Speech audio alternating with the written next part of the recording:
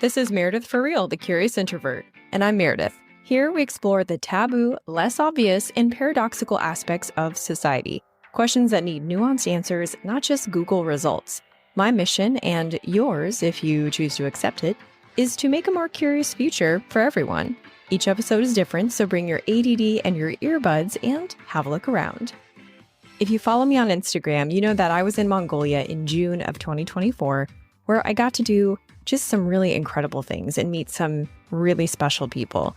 This episode was recorded in the capital city, Ulaanbaatar, in a studio called the Tin Can Podcast Room, which is inside an architecture office.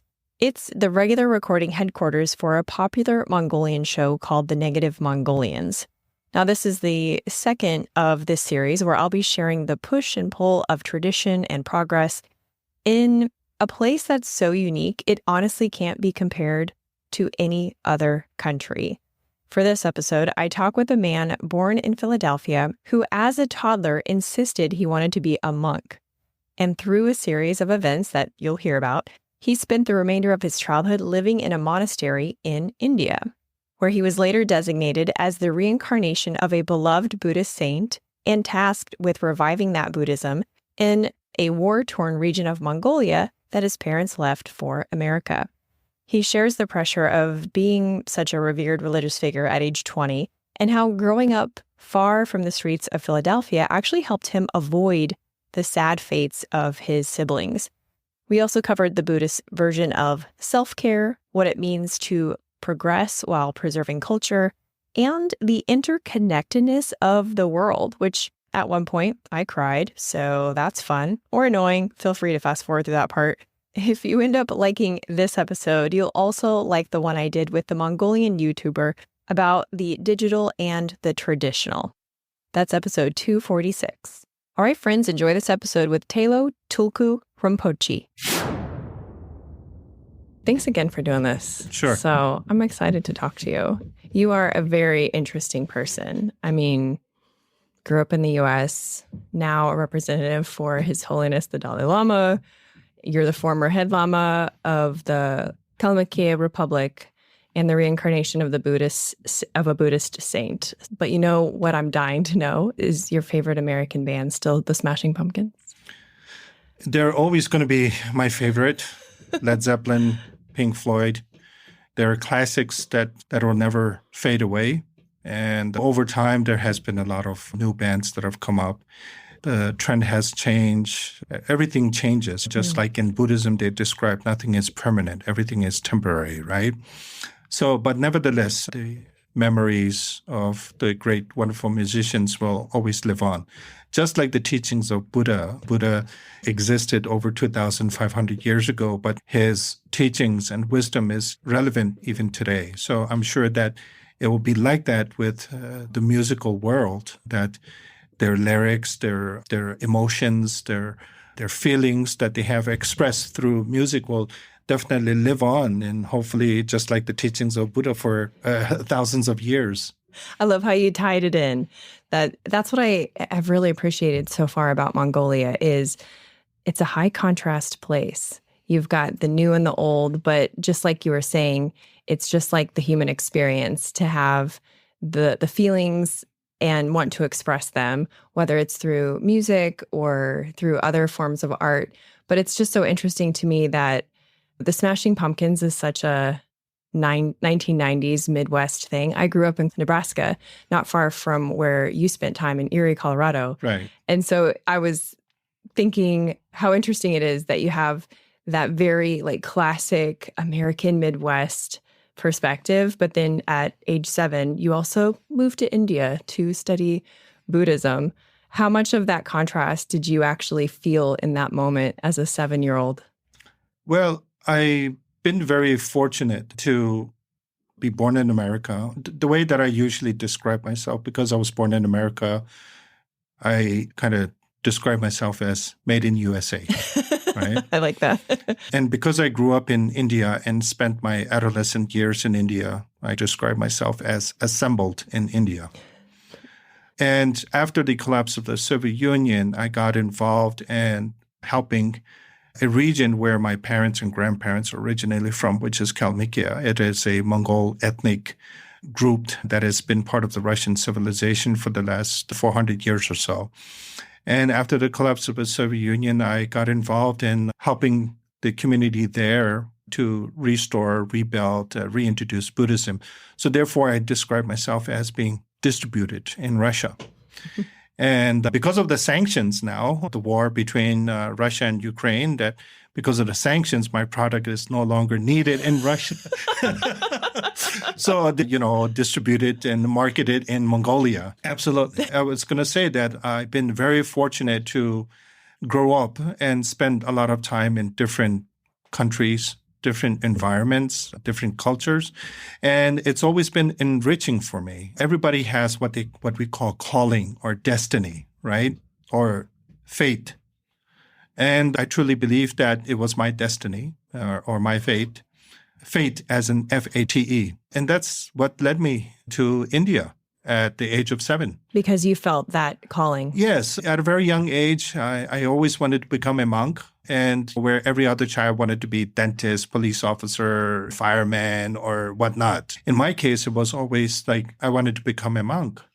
And to my mother and my father as well, to them it was unusual because we don't have large monastic communities. Though my grandparents and parents, they were all spiritual and religious, they couldn't figure out why I come from a very big family, why my brother and sisters, they wanted to be something different and something that is very normal to them. And to me, wanting to become a monk, so to them, that was like, where is that coming from? Because right? You're the youngest of 9? Yes. So they were like, okay, parenting, we got this. We got these 8 other kids. And then you come along and you're like, hi, guys, I want to be a monk. Right. In 1979, my parents had an opportunity to have a private audience with His Holiness, the Dalai Lama, during his first trip to America. And I clearly remember my mother asking His Holiness that he wants to become a monk. I don't know what to do. What would you recommend? And His Holiness said, well, why don't you consider sending him to India? Because there's no monastic community here in America. And why don't you send him to India and we'll see what happens? And right then, both my parents decided to send me to India. And the following year, I was left for India. My mother took me to the monastery. She stayed around for a little while. She thought that it was just a phase. I was going to say like, okay, I want to go home, like I want my KFC or, I want my McDonald's or whatever. Great, but it never happened. I remember very clearly at one point, it was like, Mom, you can go home now. Right? I can only imagine you as a 7-year-old looking at your mom and saying, my mother, after spending about 3 months at the monastery, she left the monastery. She went to Delhi. And that was the ancient days where there was no internet or free calling and whatsoever. I assumed that she had left back home, but apparently she stayed in Delhi at a friend's place for about a month or so. And she came back to the monastery to check up on me, to ensure that I was okay. So she came back and she stayed probably about another month or so. Then after that, then she felt like, okay, he's home. Did you feel at home or did you feel Absolutely. I remember the same day, the very day that I arrived at the monastery, I started just running around with other little monks and playing with them, even though we didn't speak the language. But children, they're so innocent. They don't need language when it's playtime. So for me, it was just like fitting right into the mold. And then later on, you did start to feel the pressure of basically reviving the religion in the region. And so I think the pressure comes at a later stage. I think we all go through this struggle of self-identification. Mm-hmm. Why me? That was a big question for me because it was being recognized as a reincarnation and having that title comes with a lot of big responsibilities. There's that expectation that you have to continue the legacy of your previous incarnation, right? And there's that expectation that you are here for a reason, and that reason is to continue the legacy of your predecessor. And I think some people have choices, and some people don't have choices. And in my younger days, it was, I don't want to say difficult period, but I think it was a self-exploring and learning experience for me. You were in your 20s. Yes, I became the head of the Buddhist of Kalmyk Republic in the Russian Federation at the age of 20. We're not trained to lead and to revive, to redevelop or reintroduce Buddhism at that scale. So therefore, there was a lot of major responsibilities. The Soviet Union had just collapsed. It was a total mess, politically, economically, in so many ways. And you have to be involved in the process of the change, of the transformation. And being a 20-year-old, it's not an easy task. I look back and I definitely say that we all did a good job despite the challenges, and everything worked out pretty good. And here I am now in Mongolia.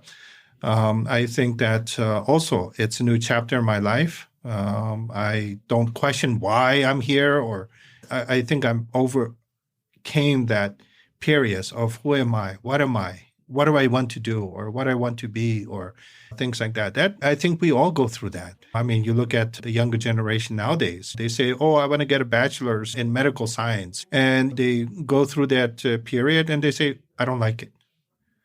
I want to change my major. So I think that's very normal for every individual to go through this life experience and go through the changes and finding their comfort zone. And many people have that chance to explore, have time, and have the means to do that. And some people don't. Some people just fall in a deep hole and they don't know how to uplift themselves from their struggles or their challenges that they face. I think it's sticky sometimes to confuse what you do with who you are. And like you have done a lot of things in your life, but it seems like in a situation where there was a huge vacuum of we need a leader, we need guidance. To be told what to do. And from my experience, right, everybody has different parenting skills or leadership skills. The way that I learned is through mistakes.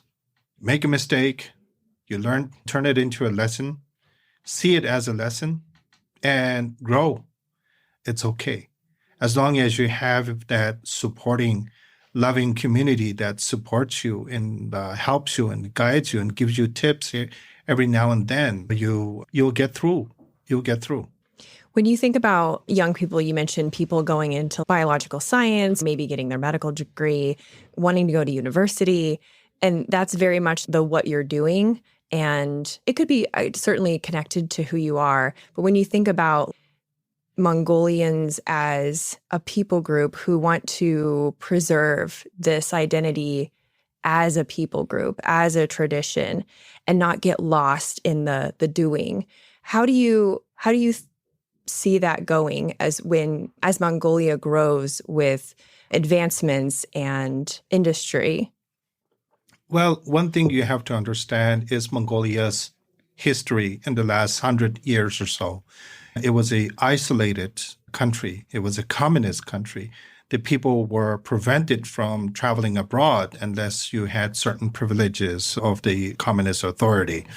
So after Mongolia became a democratic state, it opened the doors in so many ways, and it gave everybody an opportunity to go out and explore and try new things, try new cultures, new cuisines, new philosophy, new religions, whatever there is. But, if you look at, Ulaanbaatar, right, the city, right, the Mongolians find it beautiful. I find it ugly, right? Because I don't know if you would agree or not, in your country, there's every other building is a glass building. Every other country has a lot of similarities, right? But Mongolian culture and identity and their art and literature is so unique that we've been so isolated for such a long time that we think that other people's culture is something more extraordinary than ours, right? So we copy that and bring that back home and we start developing in that way. But not everything works out that way. We adapted this nomadic lifestyle due to many causes and conditions, not because we were poor, because of climate, because of weather, because of our lifestyle, because of pasture. There's so many things that we ended up living this particular lifestyle, and that is suitable for us. So I come across a lot of people. I kind of divide the Mongolian society into three different categories. The older generation that are truly preserve Mongolians' rich culture and heritage to the maximum they could, no matter under what circumstances they face during communism. They value their tradition, their culture, their heritage. Then we have the second category of individuals who are in their 40s, 50s, late 30s, right? That they had an opportunity to go and explore around the world and ended up coming back home and saying, you know what? I tried everything. I didn't find peace. I come to realize that my heritage is so rich and unique, and that is very suitable for me. Then you have the younger generation who think that, everything that's Mongolian is outdated. It's not suitable for today's time, right? So they reject tradition, they reject their rich heritage culture, and I would say it's okay. Because no matter how much you change your external appearance, you can change your hair color, you can change your cosmetics, you can change the way that you dress or whatever, but deep down inside, no matter how much you try to cover it up, you're always going to be Mongolian, And they will come to realize that at some point in their life. So change is good, change is needed, but the importance is not forgetting your own roots. Do you see traditions as primarily nostalgic, something you feel inside, something you reflect on, or does it also have utility? Is it an important feature to leverage advancement and what's next? When you say culture, it's not just folklore, musical instruments, certain dances. It's a combination of many things come together that makes that culture very unique and very different. What makes you an American? It's not just one thing. It's not just like, McDonald's and Burger King. Let's hope not. Let's hope not. Right? Yeah. It's not like just the punk rock music. It's a combination of many things. What is the American dream? It's not just simply buying a house and paying off your mortgage. It's a combination of many things. Similarly, in Mongolia, that's how it is. There is a combination of many things that. And here's the thing. Foreigners who come to Mongolia don't come to see a transformed Mongolian that thinks like an American or a European or dresses like a European or thinks or talks like a European. They come here to see a different culture that is very different from their culture. It is our duty to present it the way that they want to see it. It sounds like you're saying that no matter what the future holds, that unique combination of what makes people Mongolian will always be there. It has to be there. And the reason is that if Mongolians, they themselves do not preserve their own culture and heritage and identity, who's going to do it? When I think about who I am as an American, that's such an interesting question, by the way. I mean, that takes a degree of self-reflection. And that was something that you wanted to touch on, was self-reflection, how we see ourselves and our place in society and how we view and interact with others. Do you want to expand on that? Well, I think nowadays, because of the trend of the global community, we are living in a very competitive world. And when we talk about competitiveness, there's always a good side and a bad side to it. But we're living on the bad side, which involves a lot of greed, desires, attachments. And from a Buddhist philosophical aspect, these are the poisons of the mind: anger, attachment, and ignorance. So we are living in a very competitive world that all our energy and resources are spent on external development, material development, financial development. Very little energy that is spent on self-development. And we forget ourselves. We are working so hard to please someone else, your company or your boss, your supervisor, or whatever it may be. We're working so hard to earn more money. I'm not saying money is not needed. Yes, money is needed. We're spending so much energy to the point where our health is declining. When I say health, I'm not talking about physical health. I'm talking about the mental health. Suicide rate is increasing globally. Schizophrenia is increasing. Depression, all these mental related illnesses. So that's the danger of every community here in Mongolia as well. That's on the rise. So why is that? It is because we forget to ask ourselves we forget to look within ourselves and say, am I happy? If I am happy, is that permanent? Is that long-lasting? Right? Our happiness, our understanding of happiness is based on the 5 sensorial levels. What we see, what we smell, what we hear, what we taste, and what we feel.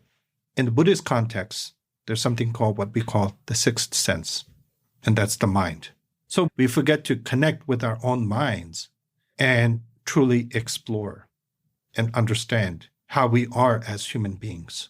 There's an increase with people, at least that's what I'm seeing in the West, is what some call navel gazing, where you're just looking at your own belly button all the time and throwing around the words self-care at the expense of taking care of others and canceling people who so-called trigger you and with whom you don't agree. And it seems like, I don't know, an isolating practice versus like a self-care practice that... We have this all wrong understanding of what self-care means or self-compassionate. Here in the Buddhist context, we talk about be self-compassionate, right? Or self-care. It doesn't mean that go out, get a massage, get a pedicure, manicure, like you come out, get a facial done, and you come out all rejuvenated. Yeah. You know, that's not self-care. And even if you did that, your massage or whatever, it has nothing to do with your inner world. It has nothing to do with your emotions or your mind. And even if you did enjoy it, how long does your pedicure, manicure last? How long are you going to keep doing that, right? To keep running after something that we call happiness based on our external matters. So here, I think it is very important for us to look within, feel within. We're humans. Do you want to be loved? Absolutely. Do you want to be cared for? Absolutely. Do you want people to be kind to you? Absolutely. Do you want people to be compassionate to you? Absolutely. So don't seek that from others. Seek that within yourself, right? There's a quotation from Buddha where he says, don't look at others as bad as you think they are, but treat them as good as you want to be treated. So here we come into the topic of interdependency or interconnectedness.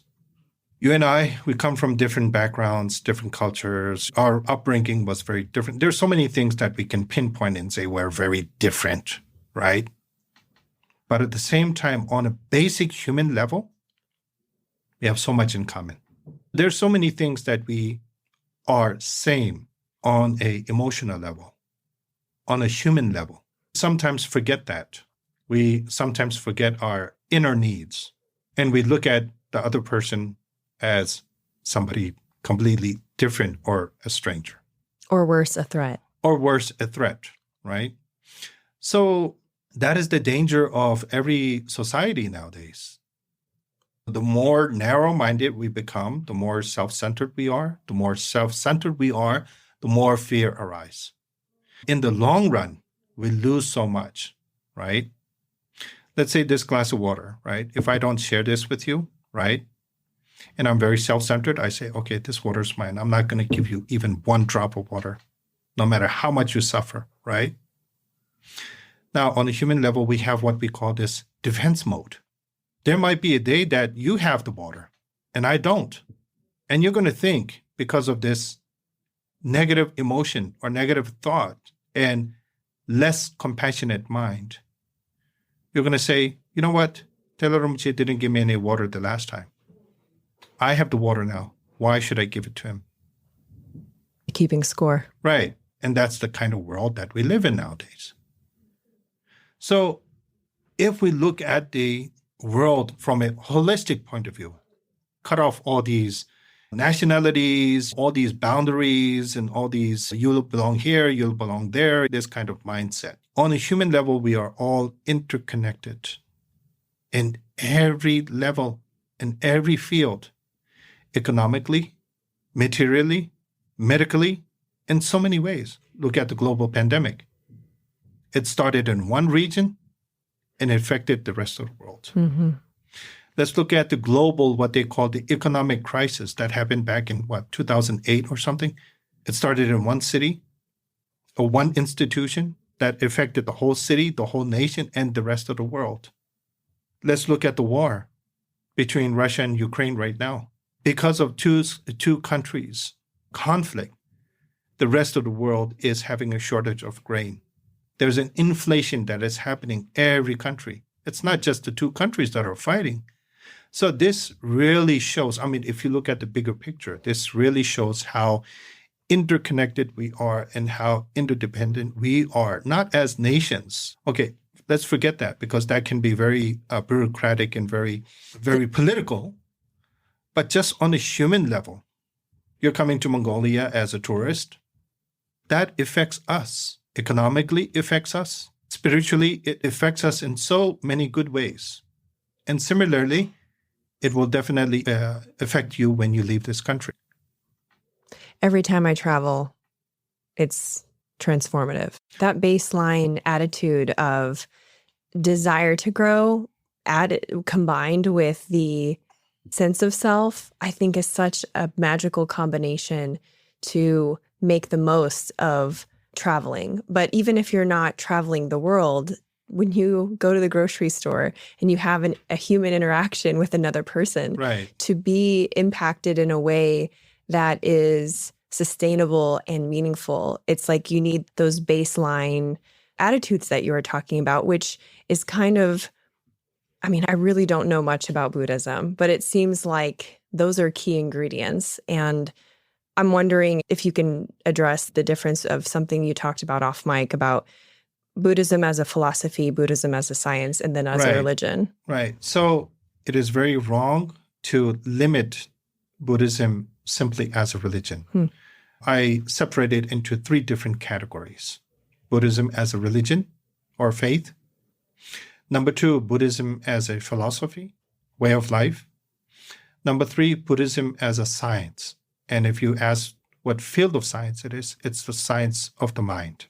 Nowadays, there's that saying that Buddhism is becoming popular in the West, right? Okay, to a certain degree, I agree. But is it becoming popular as a religion? No. Is it becoming popular as a philosophy or as a way of life? Absolutely. Is it becoming popular as a science? Absolutely.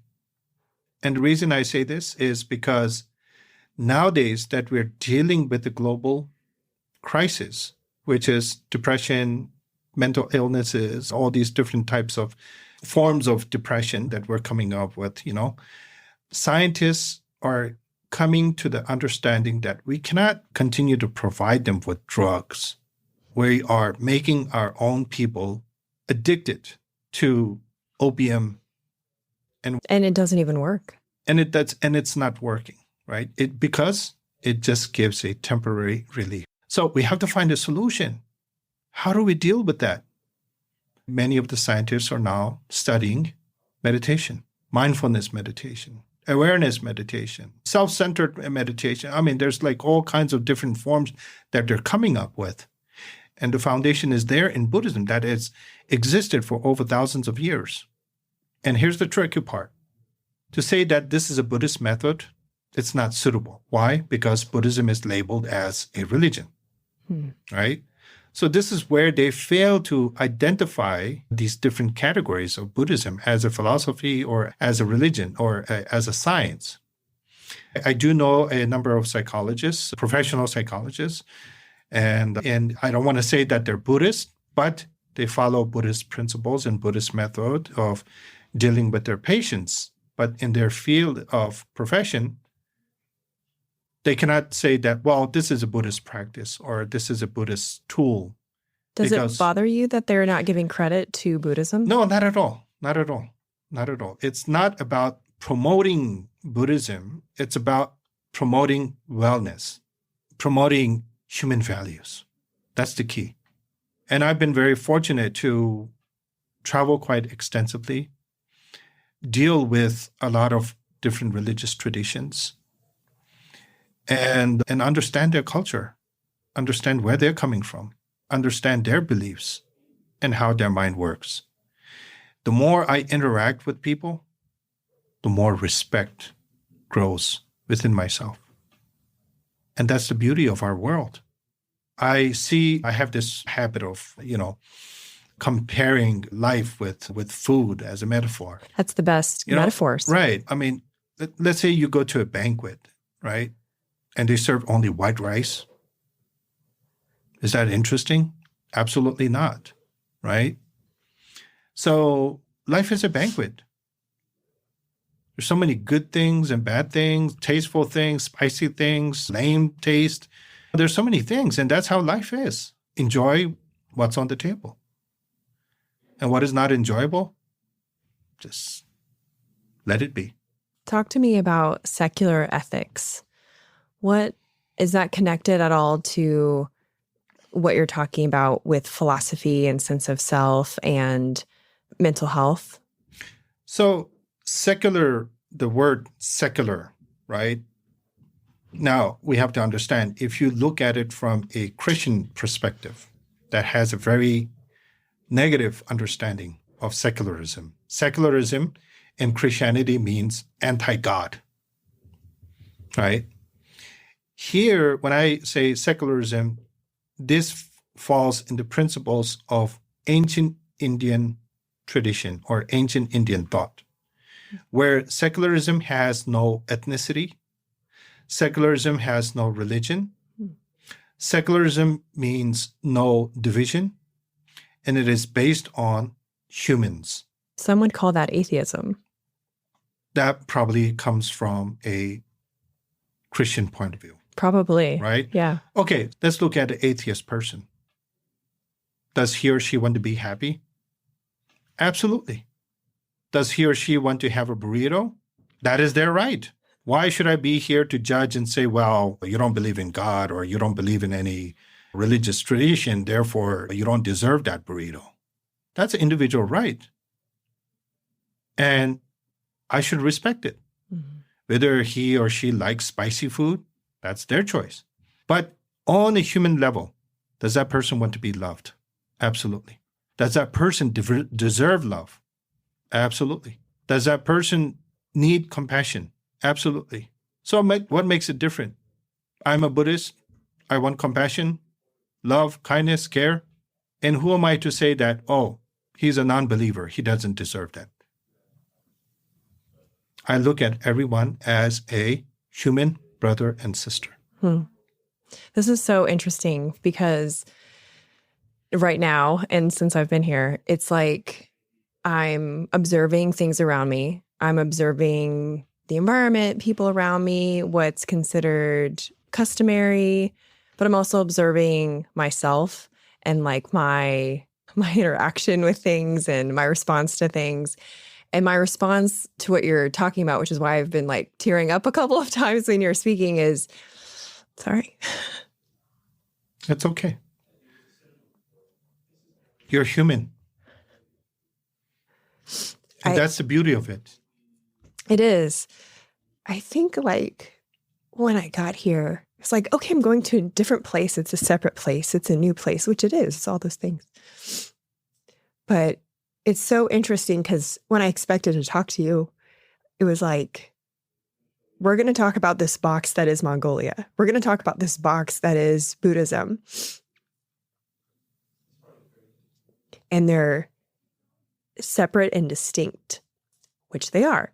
But they're also humans. And when you're talking, like everything you're saying is like, I'm a visual person. So I think in pictures a lot. And I'm picturing when you're speaking, like I see a globe, I see a world when you're speaking. And it's like one world with no made up borders, as you implied. And it's so fascinating because I think the other times that I've traveled to places, I see the people and the places as somewhere you go. And that's why in the future, wherever you go, not as a place you go to, but as a place you go to learn. It educates you. It connects you. It brings tremendous benefit on a human level. And I'm definitely sure that if you look at it from an educational perspective, it is so enriching. It broadens your thinking. It broadens everything. Spiritually, when I say spiritually, I'm not talking about any kind of religious beliefs, but inner world. We all have this inner world that we have to connect with. And right now, you're in tears. Why? Because there's certain emotions that you connected with, and you're able to feel it, sense it, connect with it, identify it. So, just like as I mentioned earlier, because we live in a competitive world, let's look at the educational system in every school in the world. There's not a single subject that teaches you how to be loving and caring. It's all about how to make money, how to develop, how to be tricky, how to manipulate the law, how to manipulate the tax system. Or simply how to pass your test, right. how to pass the class. How to pass your test. Yeah. You go to medical school, it's like, okay, these are the drugs that we're going to provide to make our society more drug addictive, There's not a single thing that teaches us that A equals compassion and B equals love or C equals care and so on. So that's why there's a wonderful program that I would like to mention, taking this opportunity, that is a curriculum for elementary, middle school, and high school kids that is called SE Learning, SE Learning.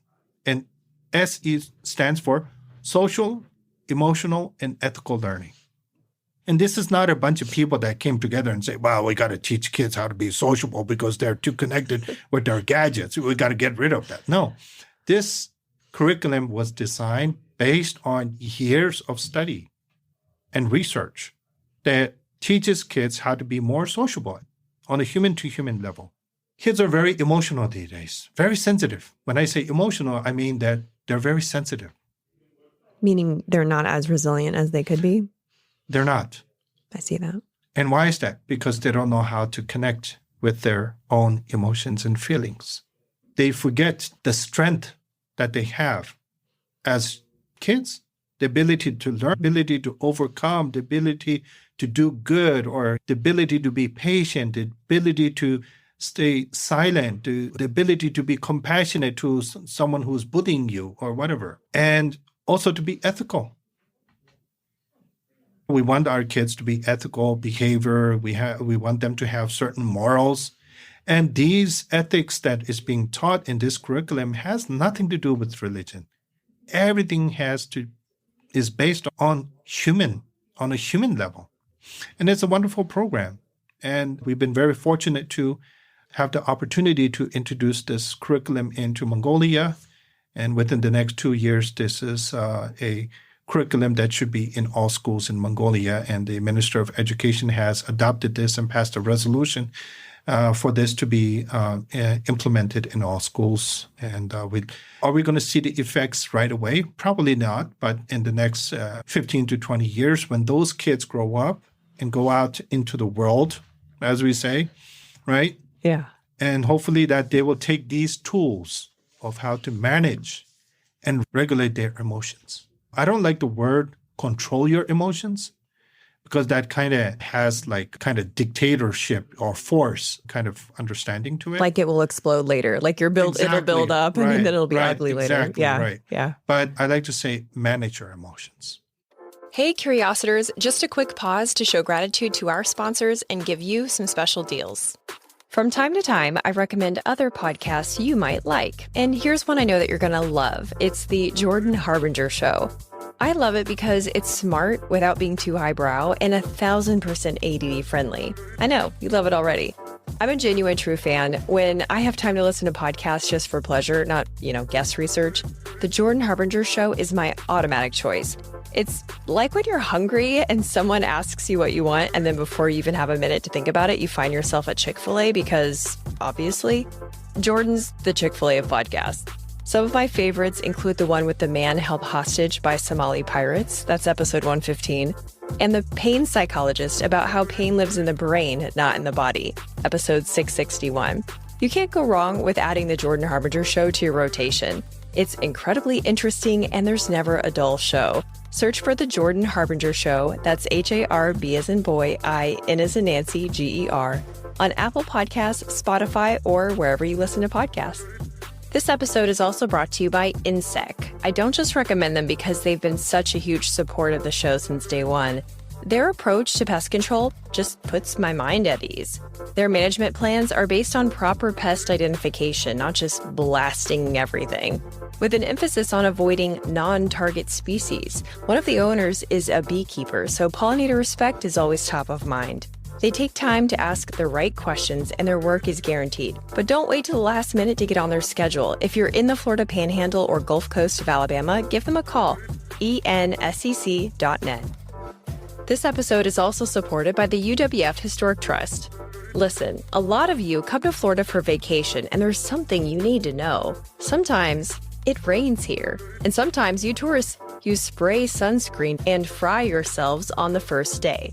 So don't plan your Pensacola trip without also getting tickets to the UWF Historic Trust. It's good for a whole week, and it's a great indoor activity option. You'll recognize Trader John's where I record the show in the Pensacola Museum of History. Get your tickets in person so you can show an agent one of my emails and get $2 off an adult ticket. Visit historicpensacola.org. Now back to the show. Remember to stay till the end where I give you a sneak peek of next week's episode. Well, executive function. Yes. Appreciating them while moving through the world, understanding other people's emotions. Because you're absolutely right. When a kid can't recognize, appreciate, and process emotions in a healthy way, they also can't accept other people's emotions. It kind of goes back to that interconnectedness that you're talking about. It's not just about you or little Johnny becoming a better version of himself, but it's like that interconnectedness of society of like, well, if one of us is broken, it affects all of this. And that's very future thinking of which. Did you help develop this, or were you part of the team? What was your role? No, I was not part of the development, but I heard about it at the very beginning stage, and I just kind of been observing it from a distance. And after they did a global launch of this particular program, we were very fortunate to have a group of people, like-minded people, that said, this is a program that we need to bring to Mongolia for sure. And what we did is, one of the things that made it very successful is when we started this trial with 6 schools, 5 public schools and 1 private school. Parallel to that, we did a scientific survey, which was very critical, right? How they are at the very beginning, their behavior, how they are 5 months later, or 5 to 6 months later, and at the end of the year, how their behavior has changed, how their way of thinking have changed, so many different ways. So we were able to come up with a scientific survey and result and present that to the Minister of Education. And that's science-based, right? And I don't know if the minister himself believed it or not, but nevertheless, he said, I want to visit 2 schools, right? So he made random visits to these 2 schools without announcing. He went to the 2 schools and interacted with the kids. And he was really impressed by how kids were able to express what compassion means. That's interesting. Here's also one interesting thing, right? There was a private school, right? And what the girl said when we were interacting, and the minister was interacting, he said, what's your most favorite subject? And she said, sea learning. And she was like, why? That is the only time the teachers listen to me. Oh, wow. Right? That says a lot. That's major. We don't listen to our kids. We don't listen about how they feel, why they're angry, why they're sad, why they're sleepy. We just come to school and say, okay, open up your books and this is your homework. This is your assignment. I don't care how you feel. I don't care what you do. I don't care what you eat. I don't care how many hours you sleep. I don't care. Just as long as your homework is on this table. That's all I care about. Like a factory. Right. And that's the attitude that we have everywhere. Well, this is so fascinating because you're talking about children being resilient and talking about the future of Mongolia, the future of Buddhism. And then, of course, we spoke about the traditions and the contrast of the value of the traditions versus the value of an industrial mindset. And it seems like you, as a person, have one eye looking backwards, going, okay, and then one eye looking forward, go, okay, we need to invest here. We need to help our kids here. Let's shore them up in this way so that the future looks bright. How do you personally, with doing both of those things, also become present in the very moment that you're in? That's the hard part. And the only way that you can do that is through self-reflection. I'm not saying that I'm enlightened or I'm special, I have higher abilities or extraordinary powers or whatever. No. I reached this point because I fell down a lot, struggled a lot. And when I say struggle, it doesn't necessarily mean financial struggle. We're all struggling financially. But my struggles have been psychological and emotional. From the age of 7, I grew up far away from my parents. I don't want to say that is traumatic, but it does make an impact, right? But I look at it from a positive side. I am so glad and happy that I grew up far away from the streets of Philadelphia. My immediate elder brother, he was murdered.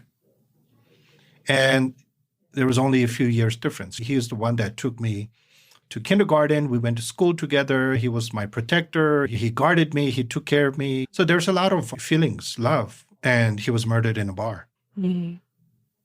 Why? Because he simply said, what are you looking at? And that's the world we live in. You get killed for asking somebody in a bar, what you looking at?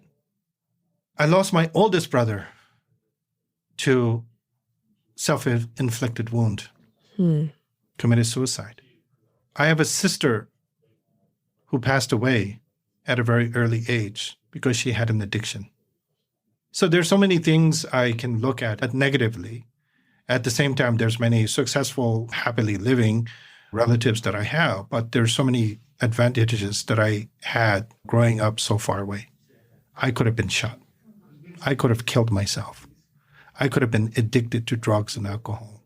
There's so many bad things that could have happened to me.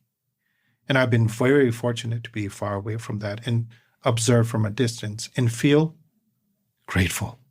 That's one thing that we fail in life, is being grateful. The moment we wake up, we complain. Today is going to be a hot day. I was hot all night. I was having hot flashes, right? Or it was too dry or whatever, something. I had to get up and pee like 3 times at night, whatever, you know? There's a very rare moment that we wake up and say, I'm happy to be alive. I'm grateful to be alive. I'm grateful to have a warm bed, no matter how hot or cold it was.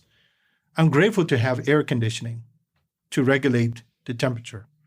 I'm grateful to have running water, hot or cold or warm.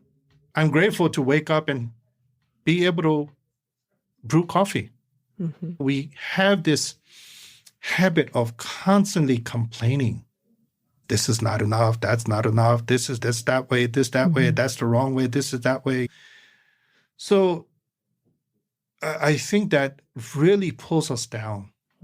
I always tell people there's 3 weapons in life to overcome all the suffering, the pain, the struggles, the disadvantages, and whatnot. Hope. We should never give up on hope. Hopeful for a better day, hopeful for a better salary, hopeful for a better whatever. Mm-hmm. And we always have to be optimistic.